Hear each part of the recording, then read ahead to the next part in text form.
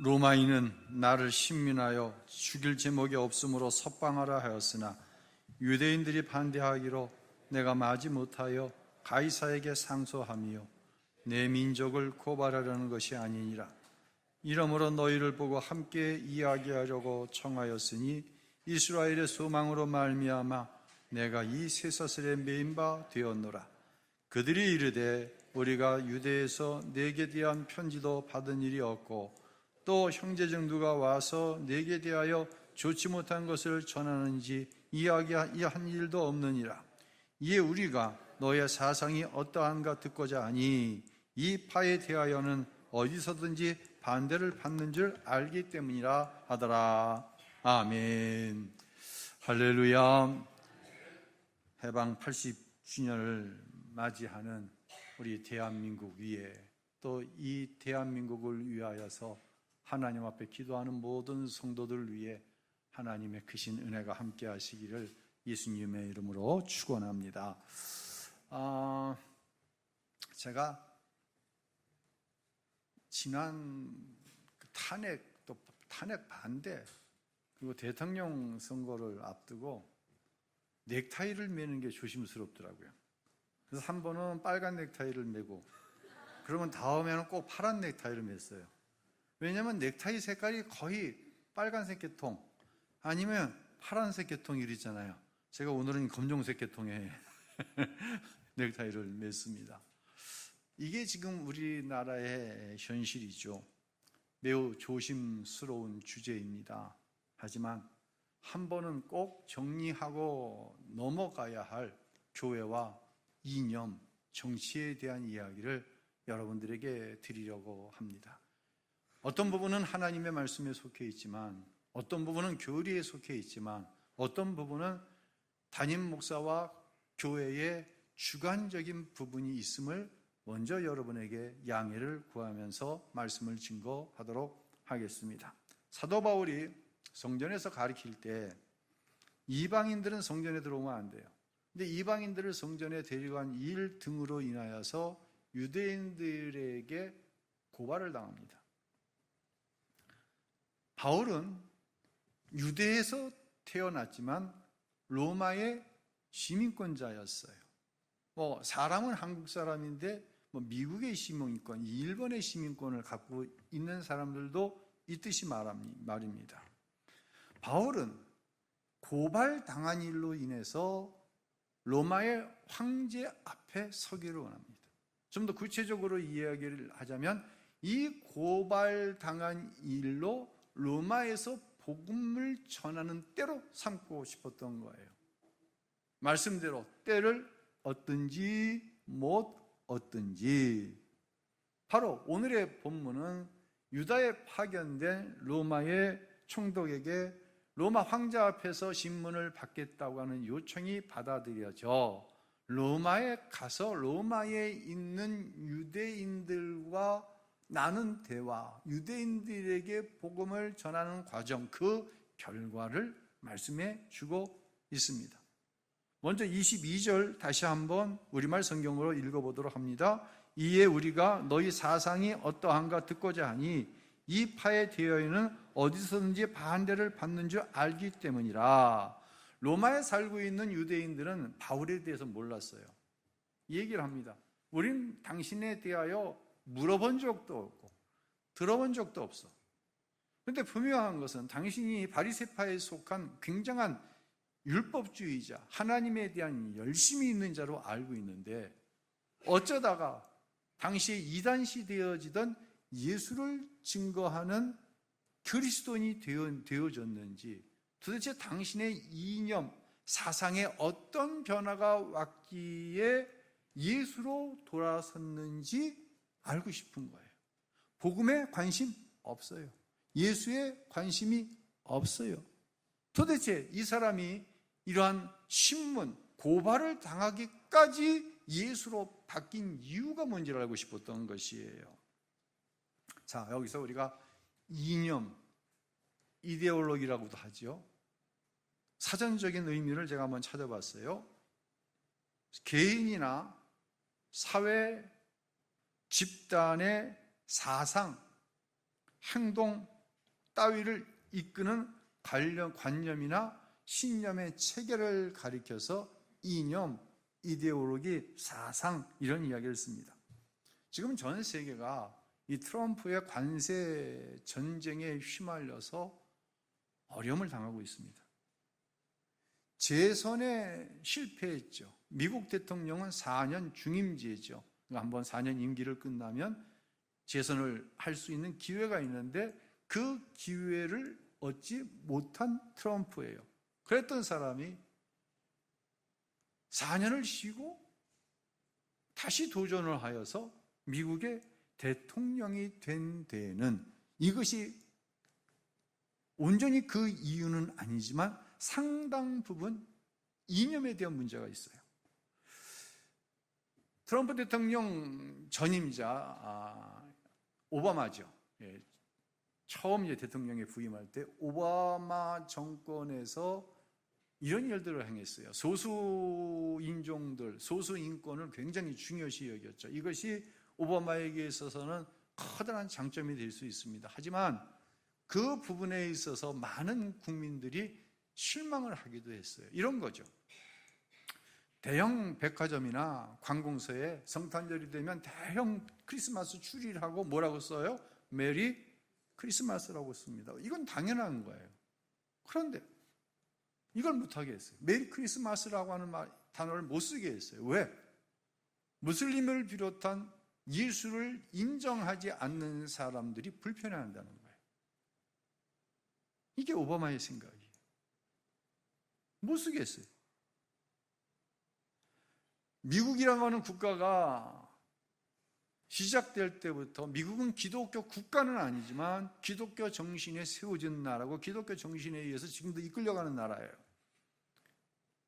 성탄절이 미국에 있어서는 가장 커다란 축제일인데 메리 크리스마스를 못 쓴다? 그것도 소수의 무슬림이나 다른 종교를 가지고 있는 사람들 때문에 미국 국민들은 분노했습니다. 트럼프는 소수인종, 인권 중요하지 않습니다.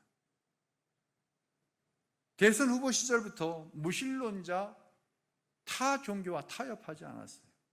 그래서 우리의 속을 좀 시원해지게 하는 그런 말들도 했어요. 미국 안에는 오로지 두 가지 성만 존재한다. 남성과 여성뿐이다. 양성의 동성 인정하지 않는다. 이야, 트럼프가 굉장히 훌륭한 크리스찬이네. 메리 크리스마스 써라. 그런데 트럼프는 이러한 국민들의 분노를 적절하게 활용한 거예요. 한 가지 여러분에게 질문을 할게요. 그러면 이 도널드 트럼프라고 하는 사람이 경건한 크리스찬인가요? 어떻게 생각하세요? 하는 일이 기독교인인 우리를 시원하게 하는 일이 없지 않아 있지만 그가 경건한 크리스찬이냐는 질문에 여러분은 다 고개를 저을 겁니다. 그가 부동산업을 통해 갑부가 된 과정이 그렇고 문란한 여자와의 관계가 그렇고 소수 인종에 대한 그의 태도가 그렇고 우크라이나 전쟁을 비롯한 그 전쟁을 정치적인 도구로 교묘하게 써먹는 사람들이 죽어나가는 과정에서 자유를 위해 죽어나가는 과정에서 그거를 정치적으로 이용해 먹는 것을 볼 때 트럼프를 그 누구도 경건한 훌륭한 크리스찬이라고 이야기할 사람은 없다라고 하는 것이죠. 그의 신앙을 함부로 정의하기는 쉽지 않은 일이지만 그의 신앙을 굳이 정리해보자면 이념과 정치가 결합된 거예요.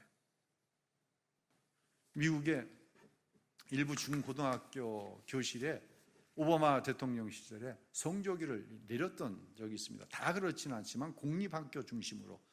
제가 초등학교, 중학교, 고등학교 다닐 적에는 교실 앞 강단 한쪽에 태극기가 걸려 있었어요. 요즘에도 그런가요? 요즘에 그래요?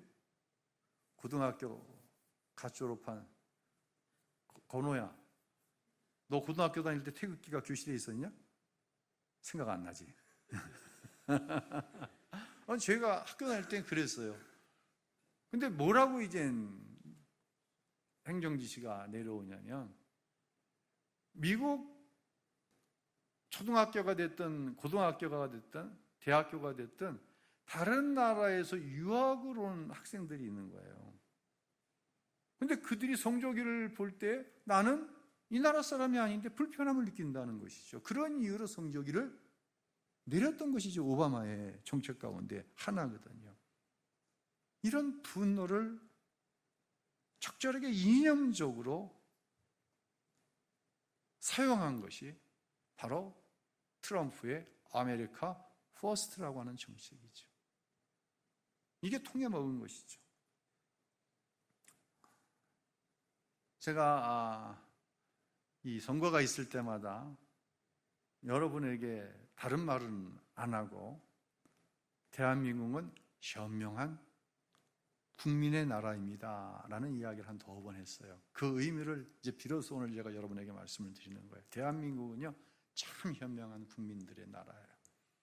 근데 민주주의가 성숙한 나라는 대부분 그래요. 자막 좀 올려주세요. 이게 이제 흔히 이야기하는 독재 정권이 끝나고 문민정부가 들어선 14대부터 21대까지 대통령 이름을 제가 쫙 써놨어요. 빨간색, 파란색, 이게 뭘 의미하는지 감을 잡으셨나요? 아직도 못 잡으셨으면 그냥 포기하고 보세요. 빨간색은 흔히 이야기하는 우측의 정권, 파란색은 흔히 이야기하는 좌측의 정권. 그런데 밸런스를, 균형을 맞춰야 안 맞춰요? 균형이 맞아야 안 맞아요? 기가 막히게 균형이 맞는 거예요. 총 8대의 대통령 가운데 우측이 몇 명? 4명. 좌측이 몇 명? 4명. 대한민국은 정말 현명한 국민들의 나라인 거예요. 시대적인 상황에 따라서 정치 권력이 보수로도 바뀌고 진보라도 바뀌는 것, 이것이 바로 민주주의 국가가 지도자를 선택하는 특징이라는 거예요. 국민이 투표를 통해 균형을 이뤄가는 거예요. 여러분이 뭐 다 아시겠지만 제 나이 또래는 사실 이 진보보다는 보수 쪽의 성향이 강하죠. 근데 만약 여러분이 저에게 어떠한 성향이냐고 굳이 물으신다면 저는 중도적인 성향을 가지고 있는 보수라고 전 스스로 얘기하고 싶어요. 국민의 일부분이 흔히 지금 문제가 되고 이야기하고 있는 극우, 극좌예요. 국민의 일부분. 이건 아주 일부분이에요. 그러나 대부분의 중도적인 성향, 중도, 보수, 중도, 진보의 사람들이 보수적인 정권에게 국가 권력을 맡겼는데 더 이상 이건 안 돼? 하면은 이 중도에 있는 사람들이 어느 쪽으로 움직여요? 진보 쪽으로 움직이는 거예요. 이게 중도예요. 진보적인 정권에게 권력을 맡겼습니다. 이건 더 이상 안 돼? 그러면 국민이 이 중도에 있는 사람들이 어느 쪽으로 옮겨가요? 이 보수 쪽으로 옮겨가는 거예요. 그래서 모두 8대의 대통령 가운데 4분이 진보, 4분이 보수에서 대통령이 나오는 거예요. 만약 특정 이념을 가진 정치 권력이 공권력이나 그 권력을 이용해서 이 균형을 깨트리는 순간 그게 뭐가 되느냐? 그게 독재가 되는 거예요. 사랑하는 성도 여러분, 보수도 진보도 절대적인 정치 이념이 아닙니다. 승자도 패자도 없는 이 싸움판에서 오롯이 희생하고 손해를 보는 건 누구냐? 국민이에요. 제가 한 가지 겪은 사례를 좀 말씀을 드릴게요. 전에 섬기던 다남교회는 계양구에 있는데 교회 바로 앞에 아라뱃길 경희 누나라고 하는 운하가 있습니다. 아라뱃길이 있습니다. 근데 이게 경인 운하로 시작해서 결국은 아라뱃길이라고 하는 명칭으로 바뀐 이유가 있어요. 김영삼 정권에서 1995년 시작해서 이명박 정권이 2012년도에 이 운하가 완성이 됩니다. 길이가 18km, 폭이 80m. 엄청난 거예요. 폭이 80m면요. 깊이가 6.3m. 그 아라뱃길 다리 위에서 밑을 내려다보면 까마득합니다. 최대 4,000톤급의 화물선과 5,000톤급의 여객선이 다닐 수 있도록 수로를 판 거예요. 내륙의 수도를 판 거예요. 서해와 한강을 관통시키는 수로를 판 거예요. 이 시작은 인천시의 계양구와 부평구에 굴포천이라고 하는 천이 있어요. 여기가 목감천이 있듯이 이 굴포천이 서해가 밀물때가 되고 만조의 시기와 이 비가 많이 오는 시기가 겹쳐지면 밀물때에 바닷물이 굴포천으로 영유에 들어와요. 홍수가 나는 거예요. 부평구하고 계양구에. 이것을 막기 위해서 처음에는 구상을 했는데 아니다. 이 물길을 통하여서 사람을 실어 나르고 화물을 실어 나르는 그런 역할을 하게 하자. 그렇게 시작이 되었어요. 그런데 이게 정권이 바뀔 때마다 파다 말다 김영삼 정권에 시작됐는데 김대중 정부, 문재인 정부에서 이걸 스탑시키는 거예요. 노무현 정부에서 스탑을 시키는 거예요. 그러다가 이명박 정권이 들어섰을 때 이것을 비로소 완공을 시킵니다. 재설계를 해서 비용이 몇 배가 더 들어간 거예요. 그때 서울시장이 누구냐? 박원순 씨였어요. 운하의 기능으로 팠는데 운하라고 하는 이름을 못 붙입니다. 왜요? 반대하는 거예요. 반대적인 진영에서. 그래서 경인 운하로 시작했던 게 운하는 운하인데 이름을 아라뱃길이라고 붙였어요. 운하는 배가 오고 가는 기능인데 그러면 안 된다고 합니다. 그럼 배가 아주 안 다니냐? 그것도 아니에요. 다녀요. 운하가 서해에서 시작해갖고 경기도 김포시 고촌 가면 이 운하가 딱 멈춥니다. 한강에 거기 딱 한강을 들어가야 되는데 여기에 관문이 있어서 못 들어가. 왜? 이명박은 팠는데 박원순은 서울엔 못 들어온다는 거예요. 이게 바로 국민들이 겪을 수밖에 없는 고통이고 손해의 모습이에요. 이런 예는 아마 수도 없이 많을 것입니다. 이 사업하시는 분들이 제일 힘들어하는 것이 불확실성이라고 하는 거거든요. 트럼프가 관세를 막 마음대로 매기니까 전 세계가 이 불확실성에 빠져가지고 경제적으로 막 어려움을 당하잖아요. 정권이 바뀔 때마다 정치적인 이념으로 인해서 불확실성이 대두가 되는 거예요. 국민들이 피해를 받는 거예요. 그럼 우리의 관심인 교회는 어떻습니까? 교회는 어떨까요? 며칠 전 흔히 이야기하는 어떤 진보적인 방송국의 정규 뉴스에서 헤드라인이 올라왔는데 목사가 하나님 하고 물음표? 이게 헤드라인으로 떴어요. 딱 보자마자 무엇인가가 연상이 되어지더라고요. 여러분, 소수의 어떤 교회가, 소수의 어떤 목사가 교회를 대표하지도 않고 목사를 대표하지도 않습니다. 그들의 목소리가 들릴 뿐이지. 왜? 그들이 목소리를 내니까. 이념화되어서, 정치화돼서 목소리를 내지만 절대로 그들이 교회와 목회자와 성도들을 대표하지 않는다는 사실이에요. 목사는요, 우리 교단 헌법이나 일반적인 정통적인 교회 헌법에 보면 목사는 겸직을 금해요. 세상에 직업을 가져서는 안 돼요. 또 한 가지는 뭐냐면 목사는 교회는 정치적으로 중립을 유지해야 돼요. 그런데 염려스러운 일이 이미 벌어지고 있어요. 뭐 민주주의 국가에서 가족들끼리 밥을 먹으면서 뭐 정치 얘기하면서 아빠가 생각하기엔 엄마가 생각하기엔 이러다가 자녀들이 내가 생각하기에는 이게 부모와 자식지간에도 정치 얘기하면 반드시 싸움이 나거든요. 근데 교회에서도 내 생각은 이렇다. 왜? 내가 이념적으로 그러니까. 매우 자연스러운 일이죠. 하지만 교회 안에서 내 이념은 맞고 네 이념은 틀려. 편가르기라면 절대로 안 됩니다. 다른 사람에게 내 이념, 내 정치적인 성향을 주입시키려고 해서도 안 됩니다. 특별히 교회의 지도자들이 그러면 그냥 안 되는 게 아니라 절대로 안 됩니다. 교회가 정치적인 편향성을 가지고 있으면 어떤 일이 벌어지는지 아세요? 반드시 정치 권력에게 이용을 당합니다. 우리 교회 안에는 그 정도는 안 계세요.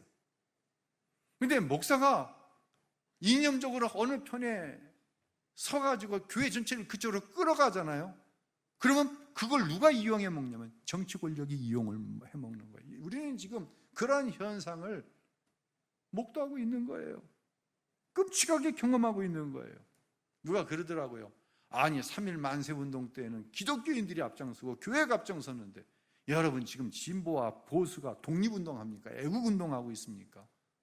자기들이 어떻게든지 권력을 정치적인 권력을 세상 권력을 가지기 위한 투쟁의 도구로 사용해 먹는 것이지 그들이 무슨 애국운동을 하고 있는 것입니까? 바울은요 예수 신앙을 이념, 사상으로 생각하는 로마에 있는 유대의 기독교인들에게 이사야서를 인용해서 이런 말을 합니다. 우리 26절, 28절 한번 읽겠습니다. 이 백성에게 가서 말하기를 너희가 듣기는 들어도 도무지 깨닫지 못하며 보기는 보아도 도무지 알지 못하는도다. 이 백성들의 마음이 우둔하여져서 그 귀로는 둔하게 듣고 그 눈은 감았으니 이는 눈으로 보고 귀로 듣고 마음으로 깨달아 돌아오면 내가 고쳐줄까 함이라 하였으니 그런즉 하나님의 이 구원이 이방인들에게 보내어진 줄 알아 그들은 그것을 들으리라 하더라. 유대인들이요 신앙을 이념화시킨 거예요. 율법을 이념화시킨 거예요. 그래서 율법 안에 구원이 있다고 얘기하는 거예요. 예수 복음을 전하는데 이 이념화된 율법으로 인해서 예수가 귀에 안 들어오는 거예요. 복음이 귀에 안 들어오는 거예요. 정말 이 기가 막힌 일이 교회 강단에서 지금도 일어나고 있는 거예요. 그래서 결국 어떻게 됐어요? 이 백성들의 마음이 우둔하여져서 그 귀로는 둔하게 듣고 그 눈은 감았으니 이는 눈으로 보고 귀로 듣고 마음으로 깨달아 돌아오면 하나님께서 고쳐줄까 했는데 이념화된 율법으로 인해서 귀가 닫히고 눈이 닫혀지니까 말씀을 들어도 깨닫지 못하는 거예요. 하나님이 고치실 수가 없다는 거예요. 결국 그 복음을 어디로 옮기신 거예요? 이방인들에게 옮겼다라고 바울을 통해 이사야 선지자를 통해 말씀하고 계신 거예요. 사랑하는 성도 여러분, 신앙이 이념화되면 안 됩니다. 신앙이 정치화되면 안 됩니다. 결국 예수님까지도 자신들이 이념화시킨 율법으로 십자가에 죽여버리는 거예요. 자기들이 그렇게 기다렸던 메시아가 자신들의 이념에 맞지 않으니까 십자가에 내어 죽이는 거예요. 편향된 이념과 정치가 교회 안에 들어오면요, 복음, 예수가 설 자리가 없어집니다. 그것은 이미 교회가 아닙니다. 성령이 통치하는 교회, 오직 예배를 통해 하나님의 영광만이 나타나는 교회, 오직 예배 가운데 하나님의 은혜로 채워지는 교회, 할렐루야. 오직 하나님께 받은 바 은혜를 성령 안에서 나누는 소그룹, 이런 우신교회가 되어야 됩니다. 80주년 해방기념주의를 맞아서 대한민국 교회가 이념화, 정치화해서 벗어날 수 있도록 우리는 위해 기도해야 합니다. 이때 하나님께서 한국교회를 이처럼 부흥시키시고 한국교회를 통해서 대한민국을 이처럼 축복하셔서 열방을 구원하는 구원의 도구로 사용하시는 일에 쓰임받을 수 있다는 이야기입니다. 오늘 80주년 해방 기념주의를 맞아서 나라와 민족을 위해 우리가 기도할 때 이런저런 기도할 것이 있겠지요. 그러나 무엇보다도 교회가 이념화되지 않게 하옵소서. 오직 교회 안에 예수, 복음 이외에는 그 누구도 그 무엇도 증거되지 않게 하옵소서. 이때 하나님께서 교회를 들어 사용하시고 이때 그러한 가정을 통해 하나님은 역사하시고 그런 여러분을 통해 영광을 받으시는 줄로 믿으시기를 바랍니다. 그런 간절한 마음의 소원을 담아서 또한 내 안에 그러한 연약함이 있었다고 한다는 회개하는 마음으로 이 성찬을 대할 수 있기를 부탁드립니다. 기도하시겠습니다.